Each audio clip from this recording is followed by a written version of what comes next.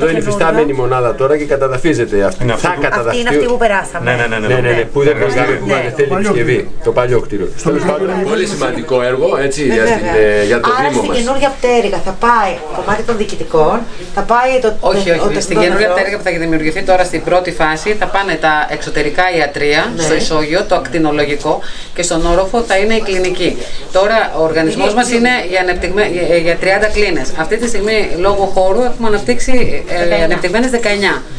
Στο καινούριο κτίριο θα είναι, όσους προβλέπουν στον οργανισμό, 30 κλίνες. Θα έχουμε μεγαλύτερη δυνατότητα και θα χωριστούν. Δύο θα πω βασικά, γιατί υπάρχει και το λέω επειδή ασχολείσαι στο Υπουργείο Εργασίας, εδώ υπάρχει εξαιρετικό ενδιαφέρον από άνθρωποι που χρήζουν αιμοκάθαρση. Επειδή είμαστε τουριστικό νησί και είναι σημαντικό, δηλαδή υπάρχει μεγάλο ενδιαφέρον, με ενοχλούν και εμένα από διάφορες χώρες της Ευρώπης, να έρθουν να ταξιδέψουν. Δηλαδή, αν ο τεχνητός νεφρός που τώρα θα επεκταθεί και με το υφιστάμενο προσωπικό θα μπορέσει να εξυπηρετήσει περισσότερο προσωπικό. Δηλαδή, θα μπορούσε να χρειάζεται μεγάλο προσωπικό. Και τώρα, αλλά δεν υπάρχουν περίπτωση. Θα είναι σημαντική πηγή εσόδου για το νοσοκομείο. Δηλαδή, επειδή είναι στο κεντρικό Αιγαίο Ινάκους και τα λοιπά, θέλει κόσμο να κάνει διακοπές. Ξέρετε, τα ταμεία πληρώνουν. Και θα ήταν ένα σημαντικό έσοδο εδώ για το νοσοκομείο. Και θα μπορούσαν να έρθουν για όλο τον χρόνο επισκέπτες. Τουρίστες, Ευρωπαίοι πολίτες και όχι μόνο, και Αμερικάνοι θα είναι και τα λοιπά. Είναι πάρα πολύ σημαντικό. Δηλαδή η στόχευση να δουλεύει ο τεχνητός νεφρός.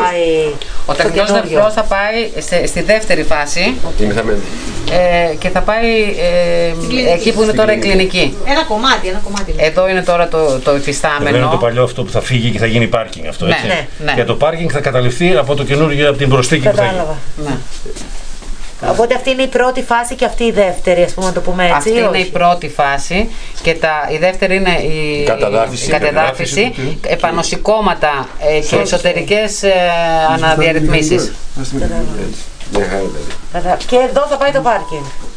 Ναι. Γιατί θα το καταλάβουμε. Και πότε θεωρείτε ότι θα ολοκληρωθεί το έργο? Και επίσης, σε 1,5 χρόνο περίπου. Η πρωτοβάθμια υπάγεται απευθείας στις υγειονομικές περιφέρειες. Όχι στο νοσοκομείο όπως ήταν παλιά.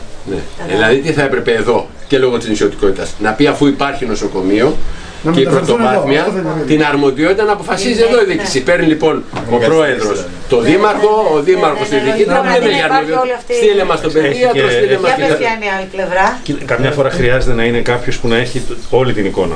Γιατί εδώ έχουν την εικόνα μόνο των 5 νησιών. Κατάλαβες. Αν έχεις τη συνολική εικόνα, τι ανάγκες έχεις, τι δυνατότητες έχεις, πώς μπορείς να αξιοποιήσεις τα μεγάλα νοσοκομεία του Πειραιά για να βοηθήσεις με μετακινήσεις και αυτά, έχει σημασία να είναι. Εσύ, συγγνώμη, αυτή τη στιγμή έχεις την εικόνα πολύ καλή, έχεις όλη την εικόνα και την αρμοδιότητα, ας πούμε, της πρωτοβάθμιας. Σε όλη την υγειονομική περιφέρεια περιοχή. Και της συνεργασίας της δευτεροβάθμιας. Βέβαια, εποπτεύουμε και τη δευτεροβάθμια. Αλλά εντός δευτεροβάθμιας είναι αμιγώς αρμοδιότητα του ίδιου του νοσοκομείου. Ακριβώς. Ναι. Διοικητικά, ναι. Εμείς έχουμε την εποπτεία, την καθοδήγηση, την παρακολούθηση. Δηλαδή, λέει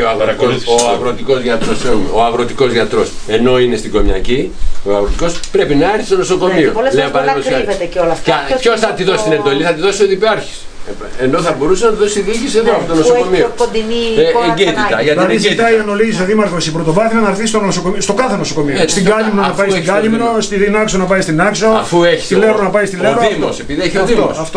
Στα πλαίσια της εγκύτητας. Θα στείλω τον παιδίατρο να πάει στην Κομιακή. Θα στείλω τον ορθοπαιδικό να πάει στην Αμοργώση. Ο δήμαρχος κάνει σωστή είναι η πρόταση του δημάρχου. Στα πλαίσια της διοίκησης και της εγκύτητας. Και της αποκέντρωσης. Η διοίκηση, αφού έχει νοσοκομείο δευτεροβάθμια, θα πρέπει πρωτοβάθμια να έχει την ευθύνη. Το νοσοκομείο, αφού έχει. Δεν εννοεί μόνο το δικό μας, όπως σας είπα, όλο το Αιγαίο. Δηλαδή η Ρόδος να έχει τα ανάλογα νησιά, η Κάρπαθος τα ανάλογα νησιά. Συμφωνούμε.